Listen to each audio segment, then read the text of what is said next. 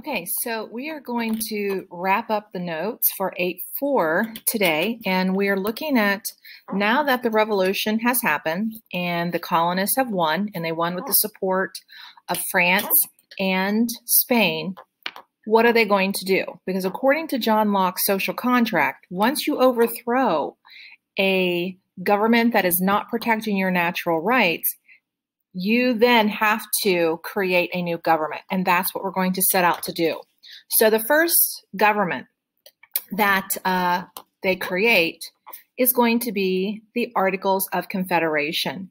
Now, when you look at the Articles of Confederation and you look at what they're going to put together, one of your homework questions had asked you, why do you think the first Constitution that the leaders of this new nation created was a weak national government? Why did they create something that was not going to be a strong national government?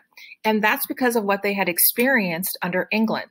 So we wanted to avoid any kind of tyranny, any kind of abusive government. So we were not going to put the power in the hands of a national government. Instead, we put the power in the hands of the states. So the Articles of Confederation was that first constitution. It was that first government that the colonists had created after the American Revolution. And the purpose of it was to create a national government that would not interfere with the power of the states. Remember, it was England's government that was interfering with what was happening here in the colonies. So when we look at the body of it, it is a legislative branch, and within that legislative branch, there is an elected president within there, but it is a legislative branch, and that's a body that, makes laws. But they put restrictions on this national government where they didn't have the authority to raise taxes. States made that determination if they wanted to pay taxes. They were not allowed to requisition funds from the states. Again, the states had the power to say yay or nay.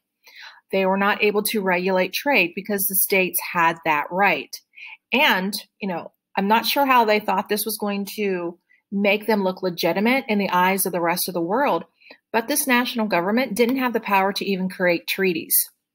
And so as a new nation, we needed to put ourselves out there as someone that other countries can work with. And right now, under the Articles of Confederation, that's really not the case.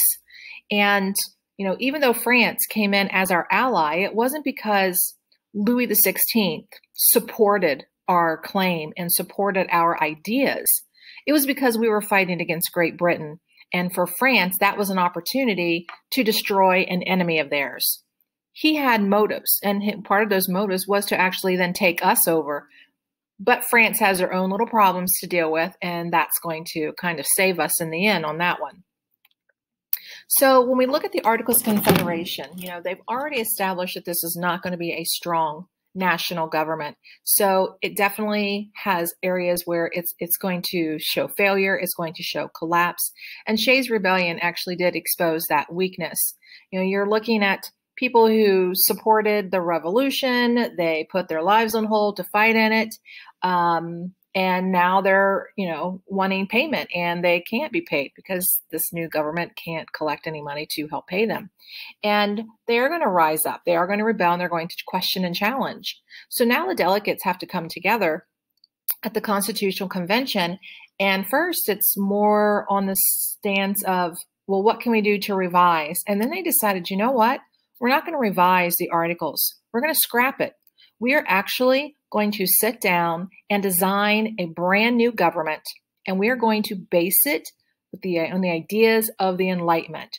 So in that Age of the Enlightenment video that we watched at the, back in Chapter 8, Section 2, when the one historian said that, we invented a new government here, we created this new government, it was like a magical moment. And that's what they do. So now we are literally seeing these ideas from the Enlightenment being put into practice to actually create a government by the people, for the people. Where before, I know in some of your Socratic discussions this past week, you were pointing out that, they were very creative and they put these ideas out there, but then you start to see in the American Revolution and the Declaration of Independence, where we're starting to put these ideas into action, well, we go even further. We create a whole new government that will become the envy of many others around the world, especially when they are in absolute monarchs or eventually in dictatorships where they will want to try to create what we have created. So let's look at the setup of the government and all of the ideas that will be used to create the structure comes from Montesquieu. Because remember, Montesquieu was the one who introduced us to this idea that you need to have a separation of powers, that you need to have branches. You didn't want one group or one individual to hold all the power because they will become abusive and they will take away your liberty, your freedom. So we have our federal system and we have our three branches where they have specific powers. So our executive, legislative, and judicial. Executive enforces the laws, legislative makes the laws, and judicial interprets the laws. So our president, you have a governor, you have a mayor. So not only are we looking at the national level, but we also look at the state level and we also look at local. We have our Congress that makes up our legislative assembly, and we have the Ohio Assembly. And then judicial, that's you're looking at your court systems. And not only do they have specific powers, but they also have a system set up where they can check each other and keep it balanced so that one group does not gain too much or abuse their position. But there's a conflict because here they believe they've got everything put into place and this should be easy to push through. And no, that's not going to be the case. You have a group that starts to form. You have the Federalists versus the Anti-Federalists. And the Federalists believe that, you know what, this was designed where the national government is not going to be able to exert too much authority over the people and abuse their position. And the Anti-Federalists are like, no, no, no, there has to be something in here to protect the people. We cannot risk too much power falling in the hands of the central government. So they have to come up with a compromise. And that compromise will be the Bill of Rights, our first 10 amendments, because the Bill of Rights added to our Constitution protects the rights of individuals from the government. And again, that's our first 10 amendments. And what you're going to see, that last step of analyzing the English Bill of Rights versus the U.S. Bill of Rights, when you go through the U.S. Bill of Rights, you are to look for those Enlightenment influences. Each and every one of the first 10 amendments comes from an idea from the Enlightenment. And as you go through those amendments, not only write down whose idea you are finding there, but what were their ideas that are being used. And some of the amendments have more than one influence in them. So Enlightenment ideas and the Constitution. So Locke, a government's power comes from the consent of the people.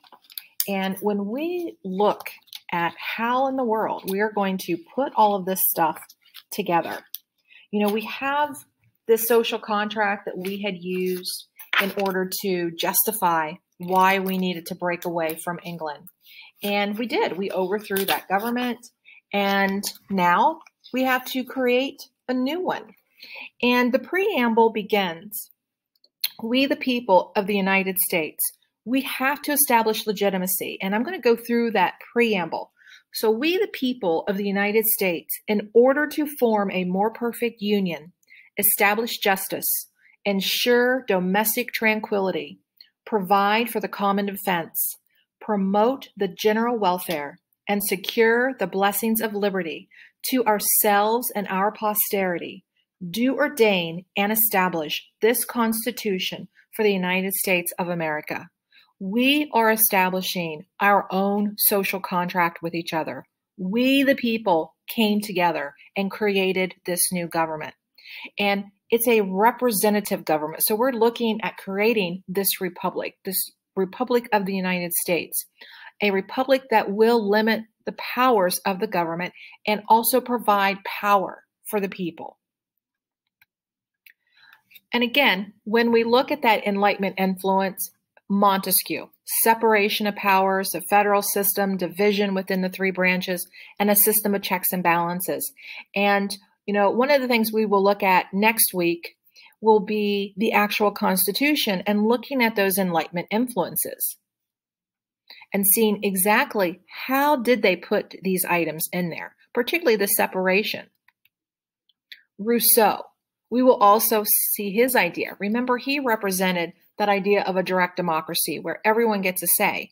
Well, we hold public elections, and not only do we hold them for like positions within Congress, we hold a public election for our president, although it will go to an electoral college to determine the actual winner, but we still have a lot of other ideas that we put out there for people to vote on. And then Enlightenment influences that you will find in the Bill of Rights. All of you kept bringing up Voltaire during our Socratic seminar, the idea of freedom of speech, freedom of religion. So you're very aware of his impact here in our own country because of that First Amendment in our Bill of Rights. But you're also going to find Beccaria, because clearly we believe that the king was abusing his position in that criminal justice system. And so we will be very clear on the rights of the accused within our Bill of Rights. So as you go through and analyzing the Bill of Rights, remember you are to read through the English Bill of Rights, read through the U.S. Bill of Rights, and do a compare and contrast with that Venn diagram. What's on the outside of your circle are the things that make them different. What's on the inside of the circle are the things that will make them similar. And then you're going to look at the American Bill of Rights, again, read through them, and then start writing down beside each amendment which enlightened philosophes' ideas were being used there. And again, you're going to find more than one in some of them. So that is it for this set of notes. And I am looking forward to our discussion when we go through our Bill of Rights and our comparison.